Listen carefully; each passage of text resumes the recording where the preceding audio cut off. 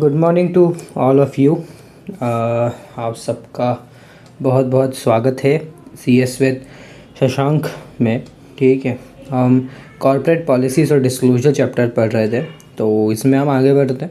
इसमें हम अब जो डिस्क्लोजर्स पढ़ेंगे वो सीबी के जो सीबी रेगुलेशंस है उनके हिसाब से पढ़ेंगे। ठीक है, तो अलग अलग सीबी के अलग अलग मतलब सीबी के अलग अलग रेगुलेशंस, सीबी जो है सीबी रेगुलेशन 2018 के अंदर हम पढ़ेंगे कि कौन कौन से डिस्क्लोजर्स कंपनी को करना पड़ते हैं। ठीक है, तो इसमें सबसे पहला पॉइंट आता है SEBI issue of capital and disclosure requirement regulation 2018। ठीक है, सेबी है कि एक इशू ऑफ कैपिटल और डिस्क्लोजर रिक्वायरमेंट रेगुलेशन है 2018।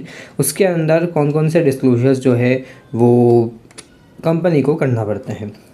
इसमें रेगुलेशन 24 जो है वो बात करता है disclosure in the draft offer document and offer document. ठीक है, कि जब भी कोई कंपनी ड्राफ्ट ऑफर डॉक्यूमेंट जो रहती है, जो इशू करती है या कोई ऑफर डॉक्यूमेंट लेके आती है, तो उसको क्या क्या डिस्क्लोजर्स उन डॉक्यूमेंट्स में करना पड़ते हैं। ठीक है, तो उसमें सबसे पहला इसमें अपन मार्कअप कर लेते हैं। ठीक है, पॉइंट्स को पहले 3 पॉइंट्स के लेके जाते हैं।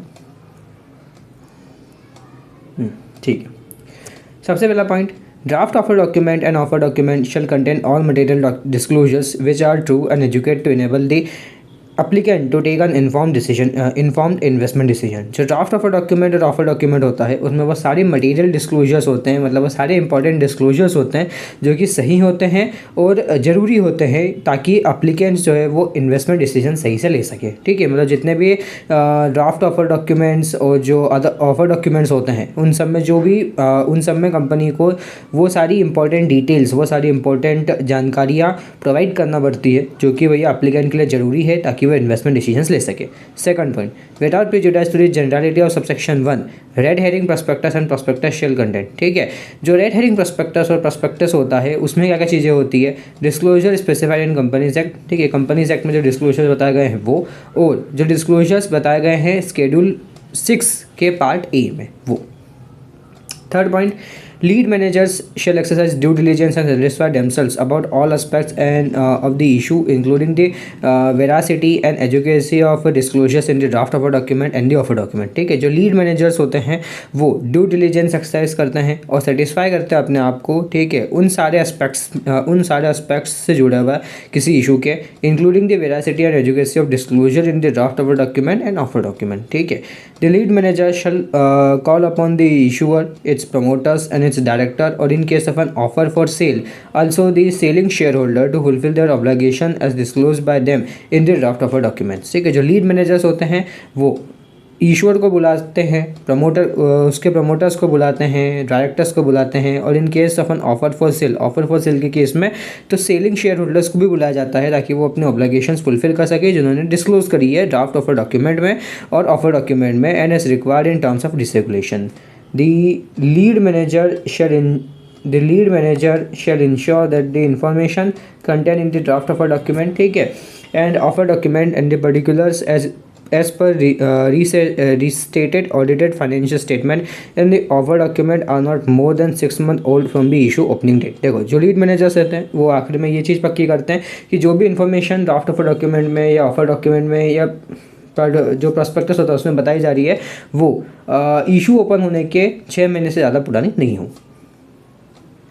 Regulation 25, filing of the draft offer document and offer document. ठीक है, कैसे ड्राफ्ट ऑफर डॉक्यूमेंट और जो ऑफर डॉक्यूमेंट है उनको फाइल किया जाता है। तो सबसे पहला, prior to making an initial public offer. ठीक है, आईपीओ लाने से पहले जो इशूअर होता है उसको फाइल करना होता है 3 कॉपीज ड्राफ्ट ऑफर डॉक्यूमेंट की कंसर्न रीजनल ऑफिस जो है सीबी का, उसके पास में under the jurisdiction of which register office of the issuer company is located. ठीक है, जिसके जुरिसडिक्शन में जो इशूअर कंपनी है वो लोकेटेड होती है। ठीक है, मतलब जिसके जुरिसडिक्शन में जो सीबी ऑफिस के, उस रीजनल ऑफिस के सीबी के जुरिसडिक्शन में कंपनी जो है वो आती है, in accordance with schedule 4 along with fees as specified. ठीक है, तो सीधी सी बात है भैया, देखो सेबी की सारी जो चीज़ें होती है वो कौन करता है? सेबी की जो सारी सेबी की जो भी रूल्स होते हैं, रेगुलेशन होता है, वो सारे के सारे लिस्टेड कंपनीज पे इम्प्लीमेंट होते हैं।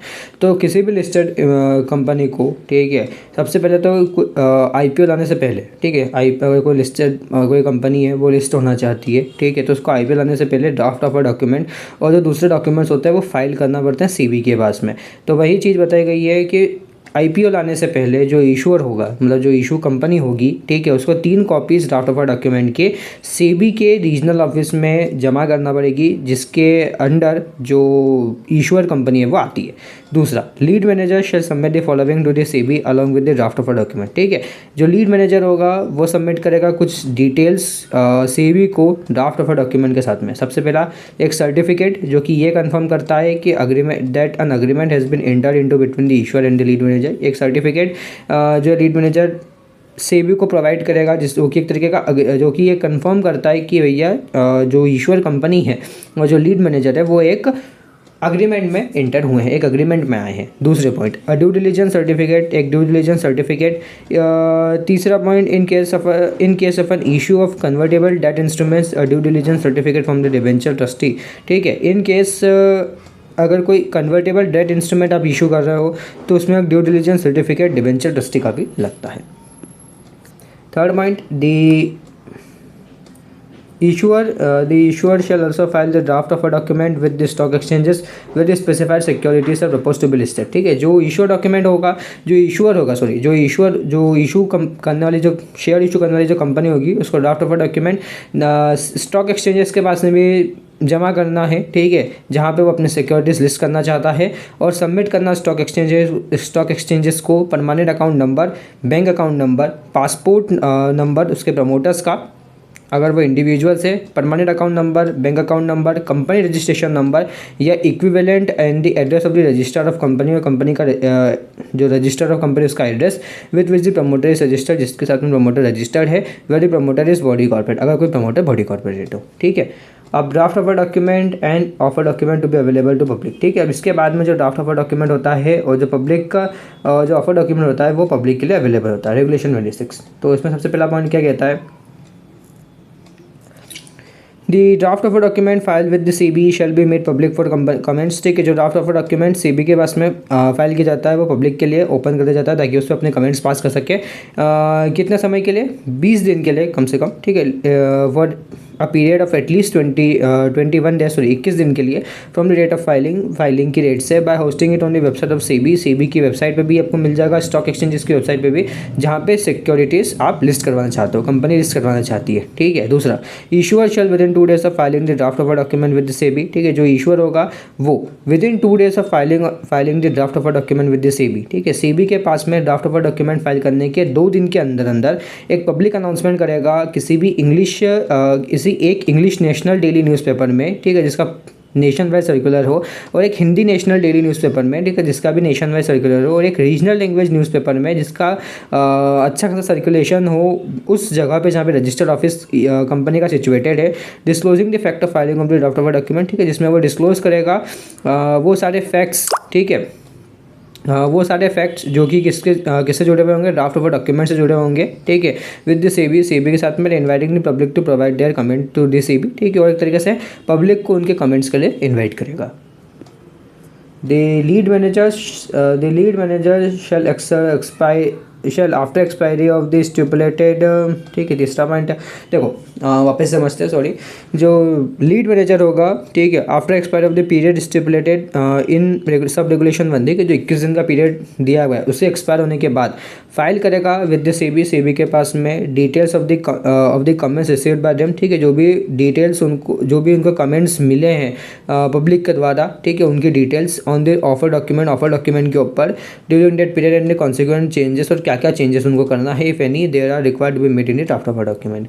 The issuer and the lead manager shall ensure that the offer document are hosted on the website as required under this regulation. Issuer और जो लीड मैनेजर होगा, मतलब जो कंपनी इशू है, जो इशू करना चाह रही है, जो कंपनी शेयर इशू करना चाहती है वो, और जो लीड मैनेजर रहेगा वो ये पक्का करता है कि जो ऑफर डॉक्यूमेंट है वो होस्ट रहे, मतलब वो एक तरीके से वेबसाइट जो है कंपनी की उसमें स्टिक रहे। और 5th पॉइंट, लीड मैनेजर और जो स्टॉक एक्सचेंजेस रहेंगे वो एक तरीके से कॉपीज़ प्रोवाइड करेंगे ऑफर डॉक्यूमेंट की पब्लिक को एज एंड व्हेन रिक्वेस्टेड। ठीक है।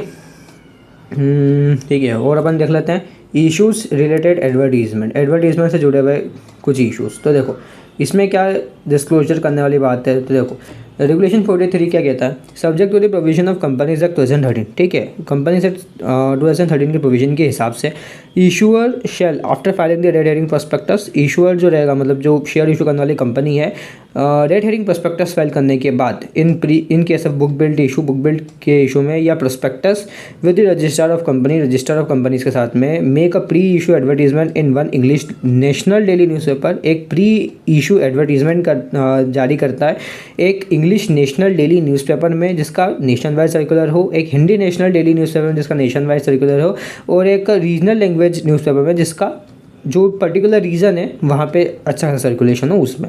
अब जो प्री इशू एडवर्टीजमेंट रहेगा, ठीक है, वो किस फॉर्मेट में रहेगा और क्या क्या उसके अंदर डिस्क्लोजर्स होंगे वो पार्ट ए शेड्यूल 10 में डिफाइन किया गया है।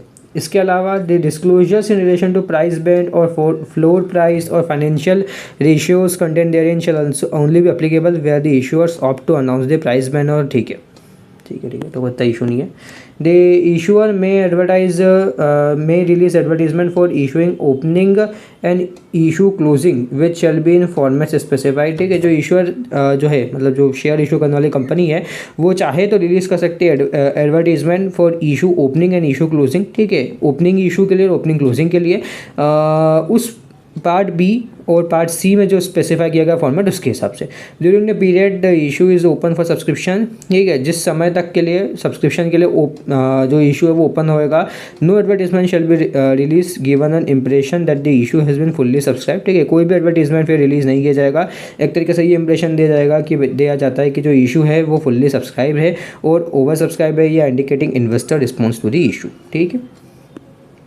अब बात करते हैं कुछ पोस्ट इशू एडवर्टीजमेंट्स की, रेगुलेशन 51, ठीक है। ये अपन ने जो ऊपर बड़े रेगुलेशन 43 वो कुछ प्री इशू रिलेटेड एडवर्टीजमेंट्स थे। अब अपन एडवर्टीजमेंट के बाद क्या क्या जो इशू एडवर्टीजमेंट होते हैं उनके बाद के बारे में अपन बात करेंगे, पोस्ट इशू एडवर्टीजमेंट, ठीक है।